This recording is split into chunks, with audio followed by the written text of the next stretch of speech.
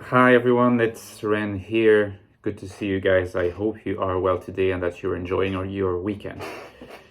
Today my video is not going to be in the typical format.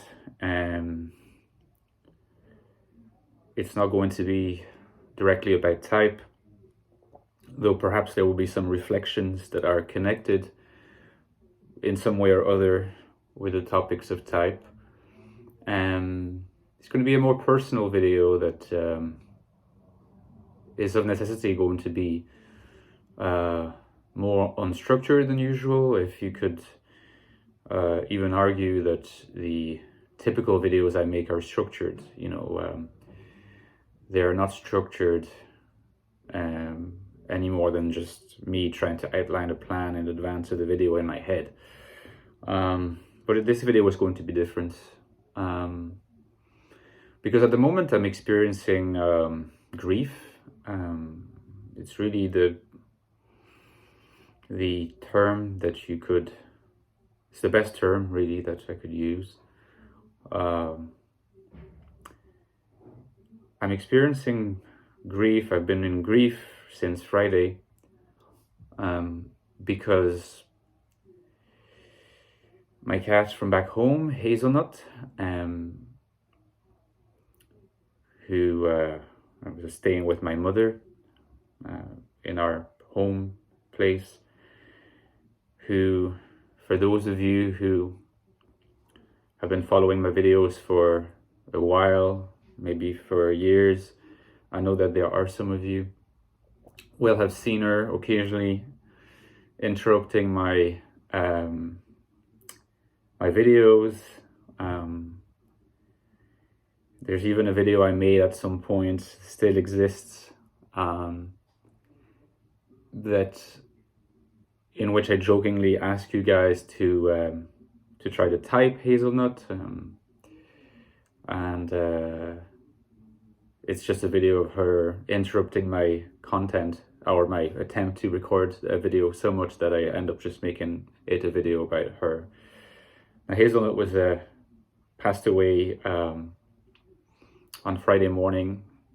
Now, she was 19 years old, and I can honestly say that she had a very happy, very long, very badass life. The first time that I met her, I was 16 years old. Do you imagine? I'm 35 now. So try to picture me at 16. I looked different. Apparently, I'm one of these people that doesn't look super different. I don't transform over the years as much as other people do. I mean, I get older, but it's just in terms of, it's what people tell me sometimes. Nevertheless, I was different. I think I was a little bit fatter. I mean, I wasn't fat, but I was a little bit fatter. I had a bit of acne still, lingering acne. I was a rebellious kid. If you had asked me if I discovered the MBTI at the time, and if I had taken the questionnaire, I think it's pretty clear that I would have identified strongly with FI dominance, ISFP or INFP. I think probably more INFP, but FI dominant in any case. A lot of staying in my thoughts, very, very feeling driven, rebellious side, not liking conventions. And I was going through a bit of a,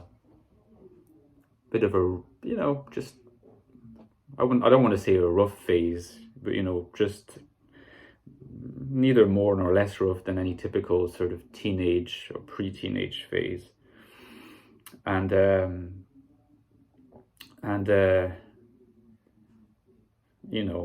my parents had been divorced for 4 years, and I got on with my mom and my brother relatively okay, but again, I was at times could be a difficult teenager, and I was going through one of those phases. But that day was different, because I remember I was wearing a white t-shirt, and the sofa in our living room was just in the opposite direction than it is now, and it was a different sofa. It was kind of a beige sofa. And I was just there, and I was probably thinking about some girl that had rejected me, or some guy that had, said something that I thought was humiliating, or whatever, Those would have been the thoughts that I would sometimes have. And I just remember my mom just like opening the door and, trying to, sort of calling my name, to get my attention. And she had in her hands this tiny little baby, 3 weeks old, sleeping in her hands, and she placed Hazel in my hands, and it was incredible to just have this fragile, adorable, furry little baby, just so trusting, so comfortable. And I remember just petting her very delicately so that I wouldn't wake her up. And this is a day I'll never forget, really one of the happiest days of my life. And for the following 19 years, Hazel was just really part of the family. It's, over the last few days, I have had thoughts like, you wonder, is it rational or irrational to feel so strongly and to feel grief about a non-human being? And I know for a fact that a lot of people that I've encountered have experienced grief, sometimes deep grief, about losing a pet. And I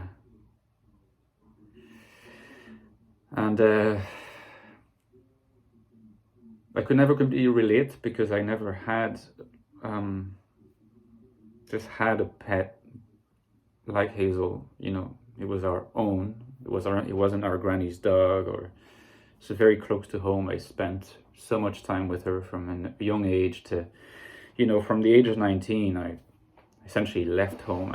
I moved to Ireland, and then to Switzerland, then came back to Ireland, where I'm still now. So I only go home, 2 or 3 times a year at best. And there have been on some occasions during those 16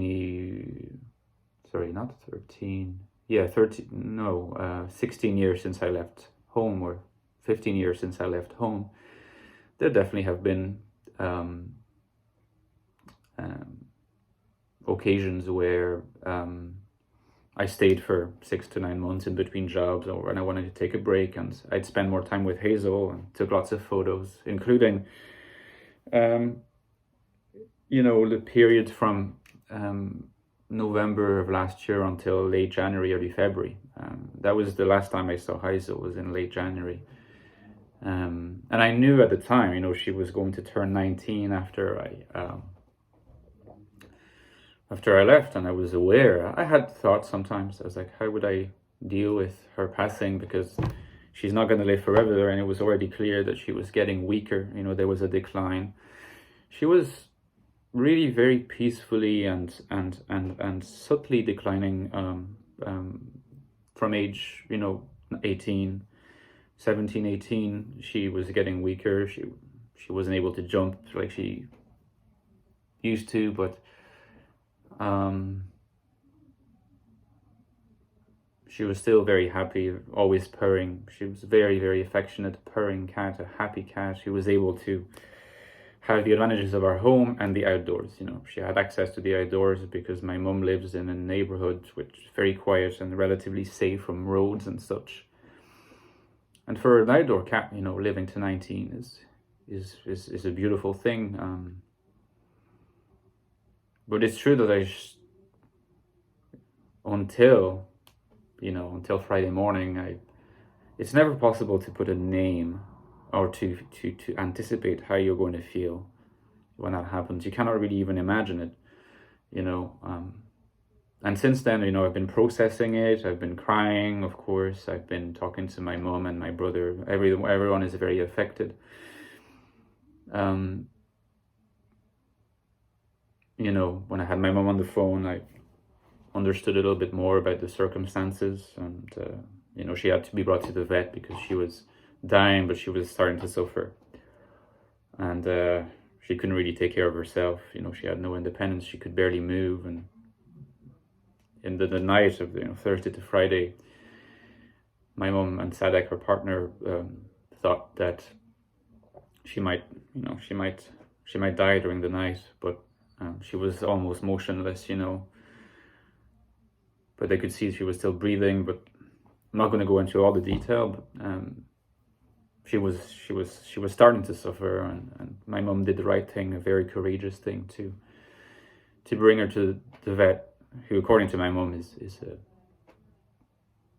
a fantastic vet who does it because he loves animals. She had to bring Hazel to him quite a lot in the last 6 months for her eyes and other things, and at times he didn't even ask for payment. He was so committed, and he loves animals. It's a beautiful thing, and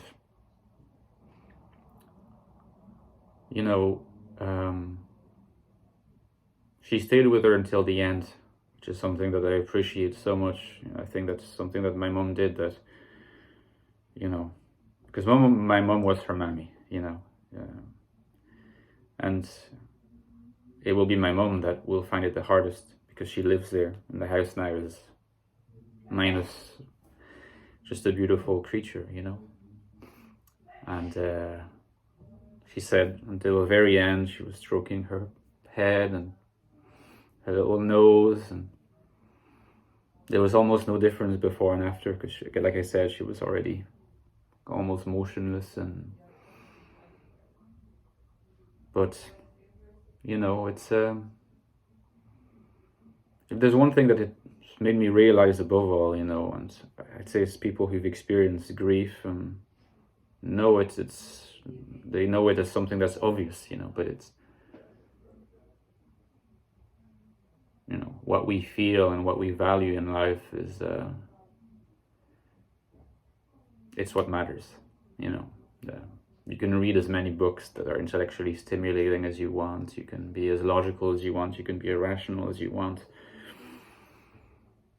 Life and death are always there to remind us that ultimately that's not the most important thing. It's just not the most important thing.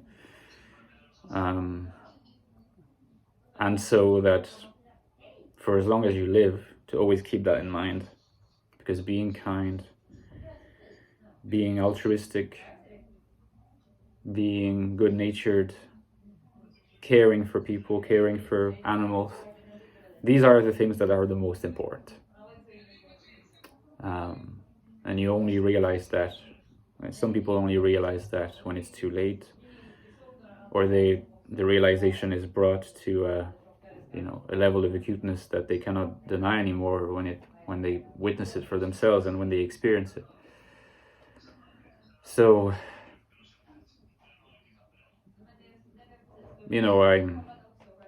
I wish I could have given you a video on the INFJ type or on personality theories today, like on every Sunday, but it wouldn't have been very, and I might have been just able to do it.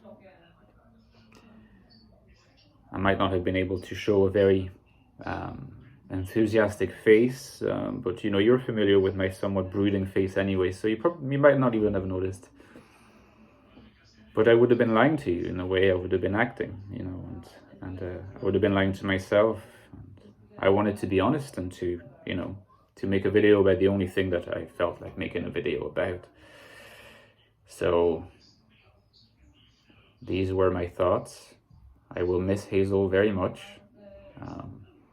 My family will miss her. It will be hard for a while, but as a friend of mine, John, said, once the sadness is past, there's only good memories.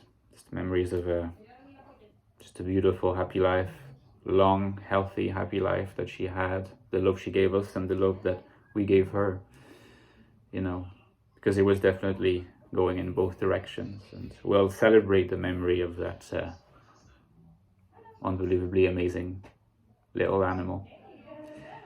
So I hope you enjoy the rest of your Sunday, guys, and I'll see you next week. Take care.